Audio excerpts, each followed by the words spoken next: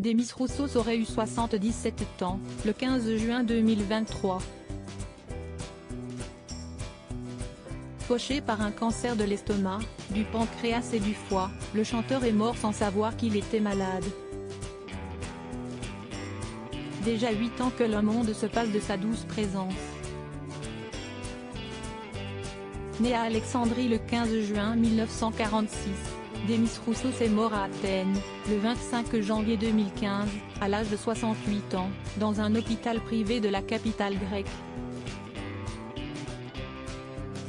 Ses obsèques ont eu lieu dans la foulée, le 30 janvier, en présence de la famille, mais aussi de son ami Nikos Aliagas. Le chanteur était rongé par la maladie. Si est-il un cancer de l'estomac, du pancréas et du foie qui auront eu raison de lui.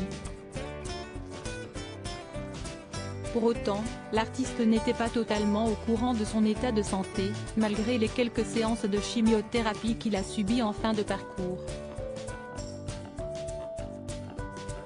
Si est-il ce que révélait sa fille, Émilie, le lendemain de son décès. Fruit des amours de Demis Roussos et de sa première épouse Monique David, Émilie avait été contactée par le magazine Paris Match alors qu'elle pleurait encore son père. Je suis à Athènes, dans la maison de papa, entre mer et montagne où il est mort, dans la nuit de samedi à dimanche, expliquait-elle.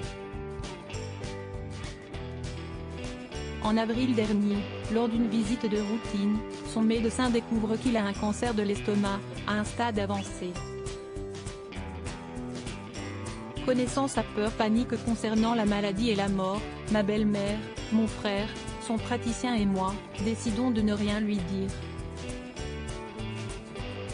Les proches de Demis Roussos s'étaient contentés de lui évoquer quelques cellules cancéreuses en l'amenant à ses séances de chimiothérapie. Jamais ils n'ont évoqué la gravité de son état. Émilie avait toujours vu son père, davantage comme un artiste que comme une figure paternelle.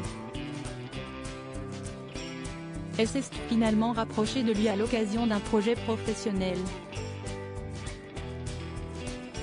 Mon père pouvait être très gentil et entrer dans des colères épiques, se souvenait-elle. Je ne l'ai réellement découvert que plus tard. Si est-il moi, qui ai fait la démarche de le connaître en réalisant un documentaire sur lui. J'ai retrouvé cette sincérité qu'enfant, je ressentais. Je ne m'étais pas trompée, même s'il n'était pas du genre à dire « je t'aime ». Il vient de nous quitter et je persiste à voir sa grande présence déambuler dans la maison.